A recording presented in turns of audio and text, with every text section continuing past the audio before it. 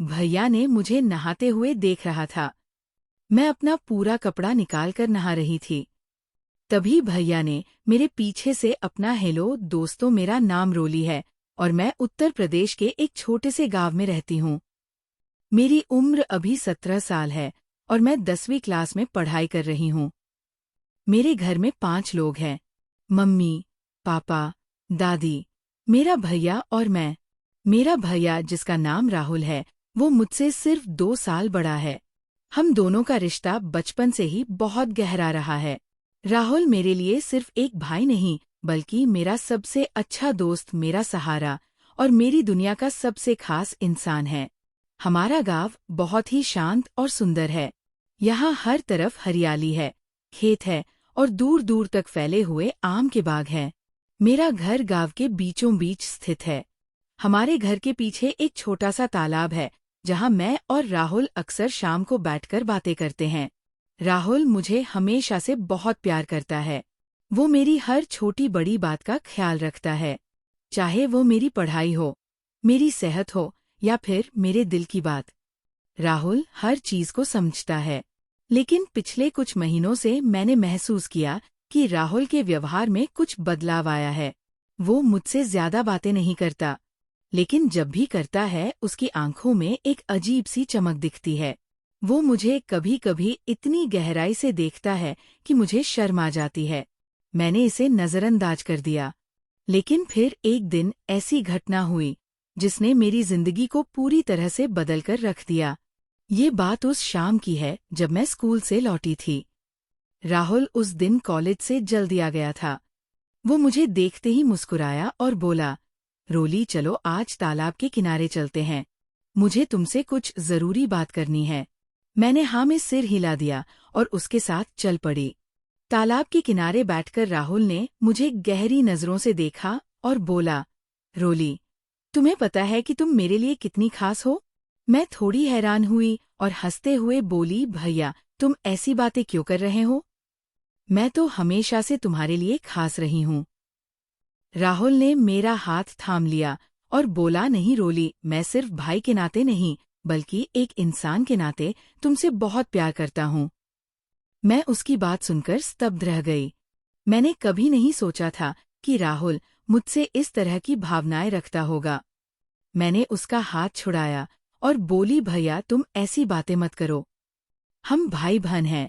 राहुल ने मुझे गंभीरता से देखा और बोला, रोली, मैं जानता हूं कि ये गलत है, लेकिन मैं तुम्हारे बिना नहीं रह सकता। तुम मेरी जिंदगी का सबसे अहम हिस्सा हो। मैं उसकी बात सुनकर घबरा गई।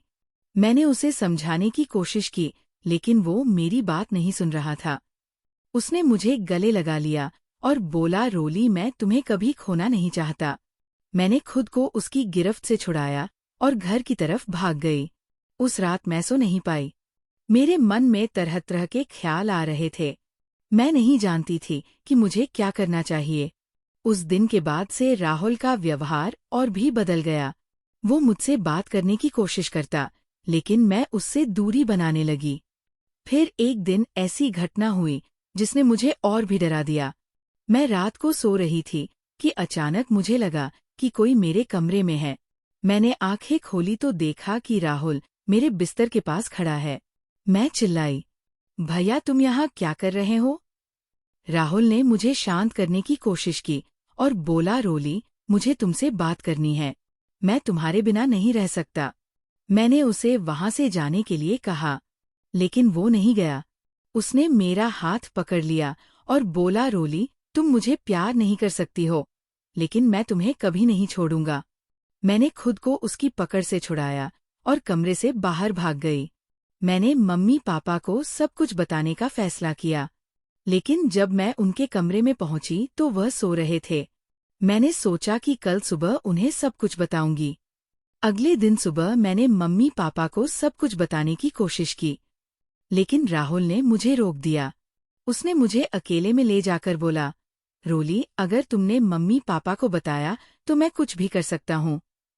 मैं तुम्हें खोना नहीं चाहता। मैं उसकी बात सुनकर डर गई।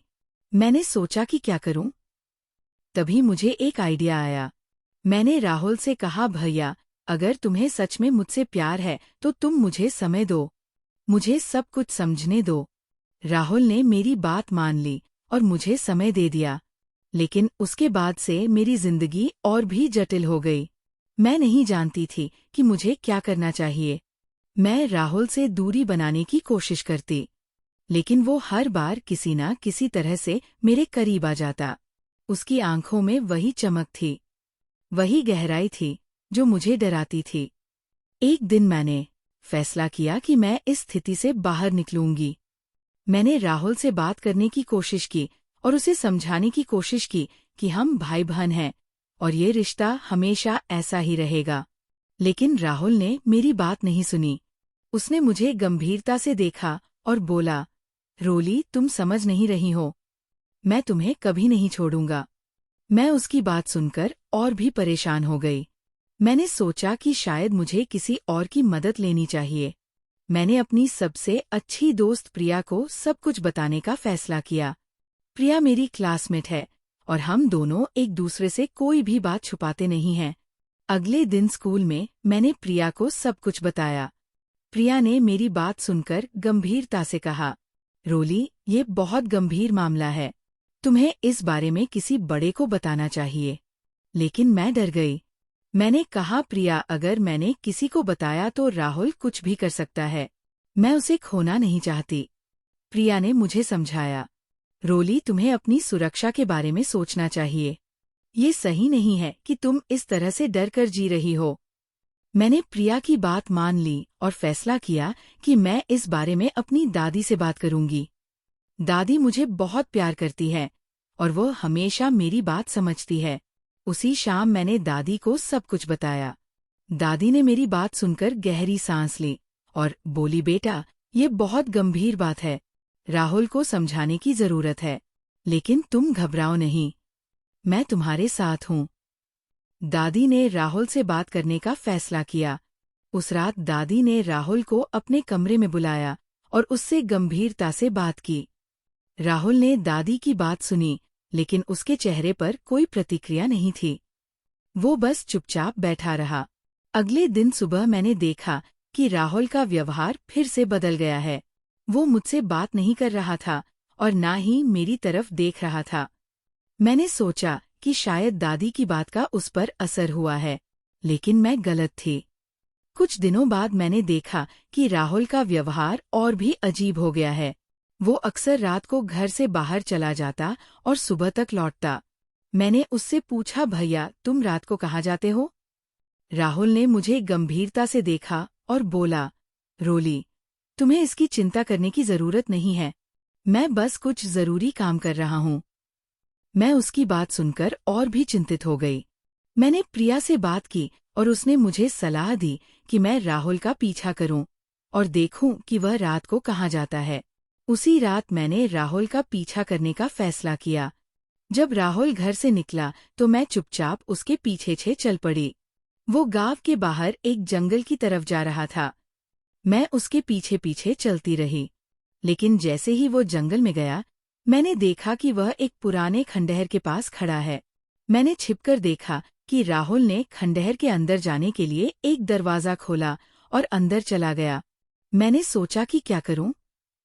तभी मैंने देखा कि खंडहर के अंदर से एक रहस्यमयी रोशनी निकल रही है। मैंने हिम्मत जुटाई और खंडहर के अंदर जाने का फैसला किया। जैसे ही मैं अंदर गई, मैंने देखा कि राहुल एक बड़े से कमरे में खड़ा है और उसके सामने एक बड़ी सी मिरर है। मिरर में राहुल की परछाई नहीं थी। मैं चिल्लाई, भैया, ये क्या है? राहुल ने मुझे देखा और बोला, रोली, तुम यहाँ क्या कर रही हो? तुम्हें यहाँ नहीं आना चाहिए था। मैंने कहा, भैया, ये क्या है? ये मिरर क्या है? राहुल ने मुझे गंभीरता से देखा और बोला, रोली, ये कोई साधारण मिरर नहीं है, ये एक जादुई मिरर है। मैं इसके जरिए अपनी भावनाओं को समझने की कोशिश कर रहा हूँ। मैं उसकी बात सुनकर हैरान रह गई। मैंने कहा, भैया, ये सब क्या है? तुम क्या कर रहे हो? राहुल ने मुझे गले लगा लिया और बोला, रोली, मैं तुम्हें बताना चाहता हूँ कि मैं तुमसे सच्चा प्यार करता हूँ, लेकिन मैं जानता हूँ कि ये गलत है। इसीलिए मैं इस मिरर के जरिए अपनी भावनाओं को समझने की कोशिश कर रहा हूँ। मैं उसकी बात सुनकर रो पड़ी।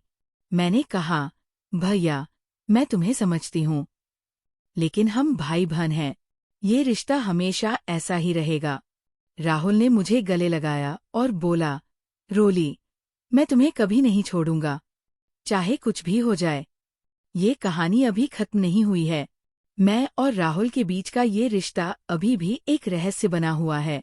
मैं नहीं जानती कि आगे क्या होगा, लेकिन मैं जानती हूँ कि ये कहानी रोमांस, आकर्षण और सस्पेंस से भरी हुई है। तो दोस्तों, ये थी मेरी कहानी। उम्मीद है कि आपको ये कहानी पसंद आई होगी। अगर आपको लगता है कि इस कहानी को और भी बेहतर बनाया जा सकता है, तो मुझे ज़रूर बताएं। धन्यवाद।